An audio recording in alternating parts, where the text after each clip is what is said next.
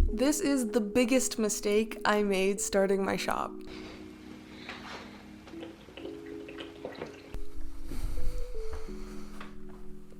Hi there. Before we start the video, I just wanted to pop in and say I tried something new with the lighting and it didn't really work out. So if you find yourself getting distracted by the blue light on my face, I am too. Sorry. I hope you can enjoy the video anyway. Thank you. Goodbye. Hello you guys, my name's Kat and welcome back to my channel. We're nearing on a year since I opened my Etsy shop and a lot has changed since then. Hindsight is 2020. So today we are going to be going over everything that I wish I knew before starting my shop. Number 1, time commitment. It may seem obvious to you that starting a shop is a really big time commitment, but really think about it for a sec. If you're balancing things like school, a job, social commitments, your own personal projects perhaps, you need to be honest with yourself about how much time you realistically have to dedicate towards a completely new business venture.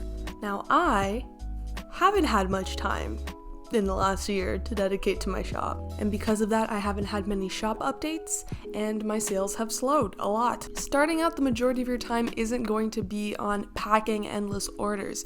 It's going to be on making new products and marketing. We'll talk more about the marketing and social media side of opening a shop in a little bit, but first let's go over some things that you can do to make your shop more time efficient. First off, make sure your products are high enough in quality and high enough in demand so you're not wasting your time making products that nobody really is gonna buy. Market research on current trends and niches will really help you out with this. Make packaging easy for yourself. I knew I wanted to add my logo to my mailer, so starting out I got this stamp, and that means I had to individually stamp every single one of my mailers, which took a ton of time I didn't need to spend. Another thing is I wanted to include a thank you note with all of my orders, with my social media handles, and requesting they leave a review on Etsy if they enjoyed the product. So up to this point, I have written that whole spiel by hand on sticky notes, which not only took forever, but with my handwriting looked really messy. So I was very happy to get these products gifted to me by Noissue. If you're looking for packaging supplies or products that are made with recycled or recyclable materials, I would definitely check them out.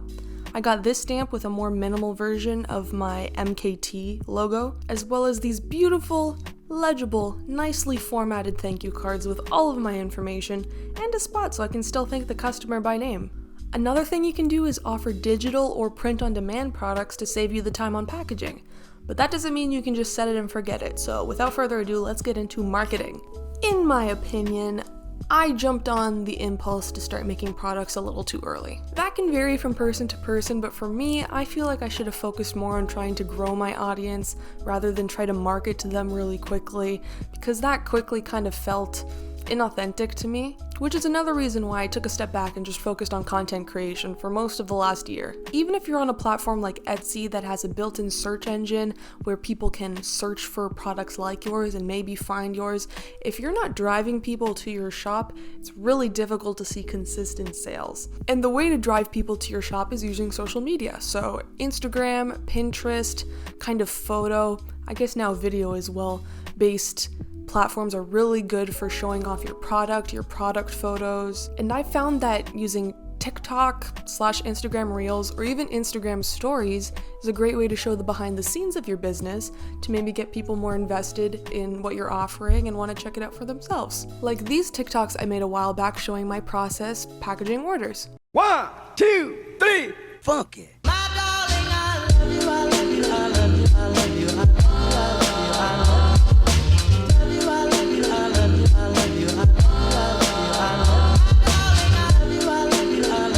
love you. But above all, to see results, you have to be consistent. Like I've said in videos before, you need to bring in your audience with videos that are either preferably educational, if not very entertaining. Then you need to set aside time to market your products in interesting ways that doesn't feel forced. And then on top of that, you need to make sure that your products are enticing enough that your followers are actually going to want to buy them. Plus, creating new and enticing products regularly to keep the hype around your shop going, and hosting sales and promotions throughout the year to get people who are on the fence on board. And what it comes down to really is time. If you're inconsistent, like I was, your sales will be too. So really evaluate where you are in your journey in your career, in your side hustle, whatever it is, and make sure the time is actually right for you to actually be starting this new step. Okay, on to the next mistake that I made that you should definitely avoid is ordering too much stock. This is the biggest mistake I made starting my shop. I didn't want to invest in a Cricut or a printer to be making my own stickers and prints. I wanted to order them. Completely valid, right? My audience at the time, a year ago, was a fraction of what I have now. And I still, for some reason, thought I should be ordering 130 sticker sheets and 250 postcards. Where did I think these customers would be coming from? Did I think they were just gonna come out of the woodwork? I'm being a little cheeky. I know why I decided to order that many. There were a couple of reasons why. One was I overestimated what percent of my followers would actually take the step to go to my shop, to look at something, and to like what was there and make an order. And when you're ordering stock from places, the more you get, the lower the cost is per item. And because I spent a little too much on packaging, I definitely wanted to lower the cost per item to make more profit on each order. What I failed to realize was if I just didn't sell the vast majority of my products, then the cost per item doesn't really matter anymore because I didn't really break even. And of course, the number of people that will go to your shop and take the step to purchase your item might increase over time if you are making new products, if you're marketing regularly, if you're doing all those things that I was not delegating time for. And the last mistake I made starting my shop, possibly the one I'm regretting the most, is falling victim to trends. This is less of an issue if you're printing and making your own products and can make them as you need them, but if you're ordering them like I did, and if you perhaps order too many like I did, you may be in a similar situation to me, where I now have a whole pile of Animal Crossing and which aesthetic are you, like cottagecore, dark academia, Y2K aesthetic postcards,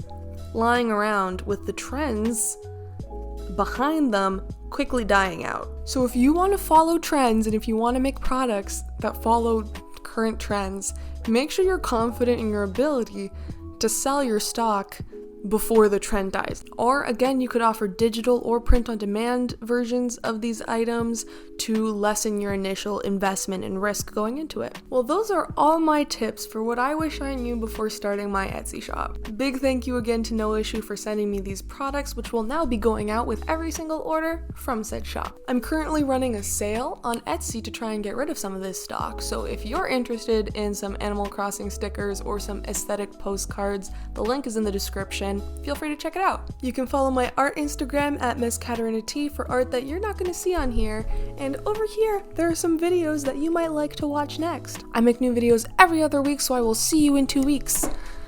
Bye! I love you! Bye!